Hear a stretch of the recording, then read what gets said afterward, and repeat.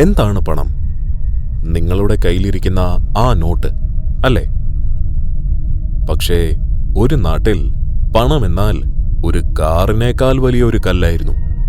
എടുത്തുകൊണ്ട് പോകാൻ പറ്റാത്ത, കടയിൽ വെക്കാൻ പറ്റാത്ത ഒരു കൂറ്റൻ കല്ല്. എന്നിട്ടും ആ കല്ലുകൊണ്ട് അവർ വീട് വാങ്ങി, കല്യാണം നടത്തി, കടം വീട്ടി. എങ്ങനെ? ആ ചോദ്യത്തിന്റെ ഉത്തരത്തിൽ ഒളിഞ്ഞിരിക്കുന്നത് പണത്തിന്റെ ഏറ്റവും വലിയ രഹസ്യമാണ്. നിങ്ങളുടെ പോക്കറ്റിൽ ഇരിക്കുന്ന പണത്തിന്റെയും രഹസ്യം.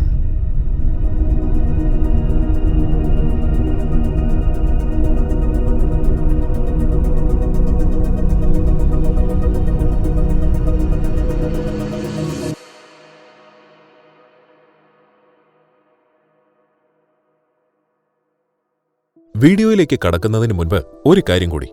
10 വർഷം മുൻപുള്ള 100 രൂപയും ഇന്നത്തെ 100 രൂപയും തമ്മിലുള്ള വ്യത്യാസം എന്താണ്? മൂല്യം. ഇന്നത്തെ 100 രൂപയ്ക്ക് 10 വർഷം മുൻപുള്ള മൂല്യമില്ല. ഇതിനെയാണ് നമ്മൾ പണപ്പെരുപ്പം എന്ന് വിളിക്കുന്നത്. അതായത് ഇന്ന് നിങ്ങൾ 5 ലക്ഷം രൂപ ലാഭിച്ചാൽ 10 വർഷത്തിനുള്ളിൽ ആ 5 ലക്ഷത്തിന്റെ മൂല്യം പകുതിയായി കുറയും. വെറുതെ ഇരിക്കുന്ന പണത്തിന് അതിന്റെ മൂല്യം നഷ്ടപ്പെടുകയുള്ളൂ. അപ്പോൾ നമുക്ക് എന്ത് ചെയ്യാൻ കഴിയും? എന്താണ് പോംവഴി? ഒരു വഴിയേ ഉള്ളൂ. നിങ്ങളുടെ പണം വെറുതെ ഇരിക്കാൻ അനുവദിക്കരുത്. നിങ്ങളുടെ പണം പ്രവർത്തിപ്പിക്കുക. അതെ, ഇൻവെസ്റ്റ്മെന്റ്. നിങ്ങളെ ചിന്തിപ്പിക്കുന്ന ഒരു കാര്യം ഞാൻ നിങ്ങളോട് പറയട്ടെ. 10 വർഷം മുൻപ് നിങ്ങൾ എൻവിഡിയയിൽ 1 ലക്ഷം രൂപ നിക്ഷേപിച്ചിരുന്നെങ്കിൽ ഇന്നത് 3.17 കോടി രൂപയാകുമായിരുന്നു. ഗൂഗിൾ, നെറ്റ്ഫ്ലിക്സ്, ആമസോൺ ഈ കമ്പനികളെല്ലാം ദിവസവും നിങ്ങളിൽ നിന്ന് സമ്പാദിക്കുന്നു. എന്നാൽ നിങ്ങൾ അവയിൽ നിന്ന് സമ്പാദിക്കുന്നുണ്ടോ? പ്രധാന കാരണം അവയൊന്നും ഇന്ത്യൻ വിപണിയിൽ ലിസ്റ്റ് ചെയ്തിട്ടില്ല എന്നതാണോ? ഇപ്പോൾ നിങ്ങൾ ചിന്തിക്കുന്നുണ്ടാകാം, ഇന്ത്യയിൽ നിന്നും US ഓഹരികളിൽ നിക്ഷേപിക്കുന്നത് നിയമപരമാണോ? അതെ, പൂർണ്ണമായും നിയമപരമാണ്. RBIയുടെ ലിബറലൈസ്ഡ് റെമിറ്റൻസ് സ്കീം പ്രകാരം ഓരോ ഇന്ത്യൻ നിവാസിക്കും ആഗോള ഓഹരികളിൽ നിക്ഷേപിക്കാം. അവിടെയാണ് IND മണി പ്രസക്തമാകുന്നത്. IND മണി ഗുജറാത്തിലെ ഗിഫ്റ്റ് നഗരം വഴി പ്രവർത്തിക്കുന്ന ഒരു ഗ്യാപ് ലൈസൻസ് ഉള്ള ബ്രോക്കറാണ്. ഇത് നിയന്ത്രിക്കുന്നത് ഗിഫ്റ്റ് സിറ്റിയെ നിയന്ത്രിക്കുന്ന അതോറിറ്റിയായ IFSCയെ ആണ്. നിങ്ങളുടെ KYC ഇന്ത്യയിലാണ് പൂർത്തിയാക്കിയിരിക്കുന്നത്. അതുകൊണ്ട് തന്നെ നിങ്ങൾ വിദേശ ആസ്തികളിൽ നിക്ഷേപിക്കുമ്പോഴും നിങ്ങളുടെ പണം ഇന്ത്യൻ റെഗുലേറ്ററി മേൽനോട്ടത്തിൽ തന്നെയാണ് തുടരുന്നത്. പല നിക്ഷേപകർക്കും മടി ആത്മവിശ്വാസമാക്കി മാറ്റുന്ന ഉറപ്പാണിത്. ഒരു ആപ്പിൾ ഷെയറിന് 15,000 രൂപ വില വരും. നിങ്ങളുടെ കയ്യിൽ 500 രൂപ മാത്രമേ ഉള്ളൂ. അപ്പോൾ നിങ്ങൾ എന്തു ചെയ്യും? IND മണിയുടെ ഫ്രാക്ഷണൽ നിക്ഷേപം ഉപയോഗിച്ച് നിങ്ങൾക്ക് ആ ഷെയറിന്റെ ഒരു ചെറിയ ഭാഗം വാങ്ങാം, വെറും 100 രൂപയ്ക്ക് പോലും. US സ്റ്റോക്കുകളിലും ETFകളിലും SIP നിക്ഷേപിക്കുക എന്നതാണ് മറ്റൊരു ഉപയോഗപ്രദമായ സവിശേഷത. മിക്ക റീറ്റെയിൽ നിക്ഷേപകരും വിപണി സമയം നോക്കി കുഴങ്ങാറുണ്ട്.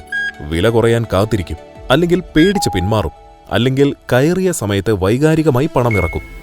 SIP അതിനൊരു പോംവഴിയാണ്.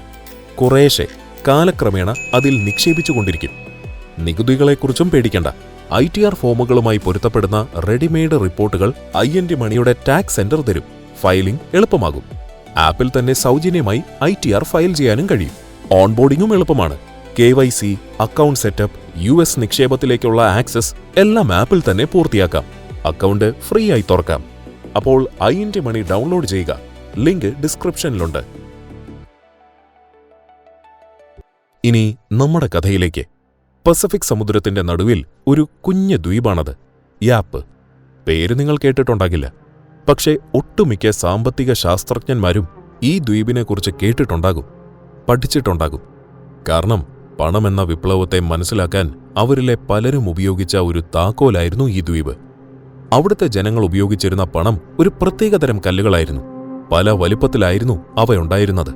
എന്നാൽ ഇതിന്റെ മൂല്യമിരിക്കുന്നത് വലിപ്പത്തിലല്ല. അത് മനസ്സിലാക്കണമെങ്കിൽ ഇതിന്റെ നിർമ്മാണം മനസ്സിലാക്കണം. പണം നിർമ്മിക്കുന്നത് 400 കിലോമീറ്റർ അകലെയുള്ള മറ്റൊരു ദ്വീപിലാണ്. കാരണം അവരുടെ ദ്വീപിൽ അതിനുള്ള ചുണ്ണാമ്പില്ല. അതായത് ഒരു റായ്ക്കല്ലുണ്ടാക്കാൻ ചെറിയ വഞ്ചികളിൽ 400 കിലോമീറ്റർ കടൽ കടക്കണം. മാസങ്ങളോളം അവിടെ താമസിച്ച് കല്ല് കൊത്തിയെടുക്കണം. ശേഷം 1000 കിലോ ഭാരമുള്ള ഒരു കല്ല് ചുമന്ന് അതേ കടൽ തിരിച്ചു കടക്കണം. ഇതിനിടയിൽ നിരവധി വഞ്ചികൾ മുങ്ങുന്നു, നിരവധി പേര് മരിക്കുന്നു. പക്ഷെ ഈ പ്രക്രിയ തുടർന്നുകൊണ്ടേയിരിക്കും. കാരണം അവരുടെ ആ പണത്തിന്റെ മൂല്യമിരിക്കുന്നത് ഈ പ്രക്രിയയിലാണ്.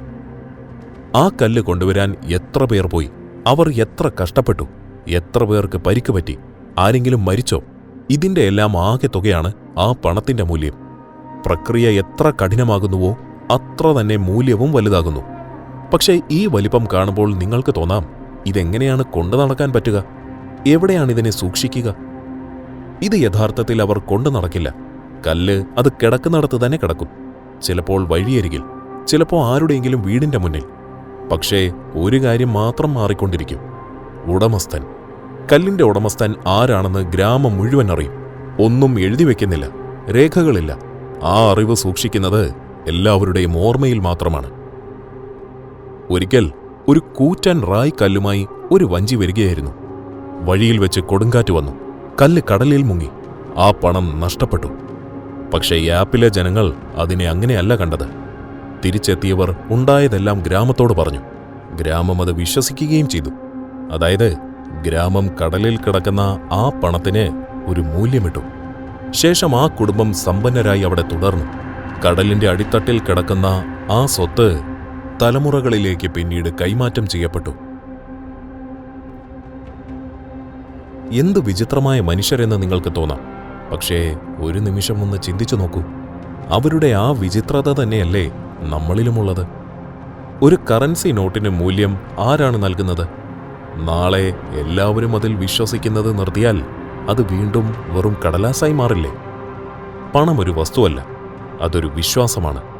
കോടിക്കണക്കിന് മനുഷ്യർ ഒരുമിച്ച് വിശ്വസിക്കുന്ന ഒരു കഥ. ആ കഥയിൽ നമ്മൾ വിശ്വസിക്കുന്നത് കൊണ്ട് മാത്രമാണ് ഈ ലോകം ചലിച്ചുകൊണ്ടിരിക്കുന്നത്. യാപ്പിലെ കടലിന്റെ അടിത്തട്ടിൽ ആ കല്ല് ഇപ്പോഴും കിടക്കുന്നുണ്ട്.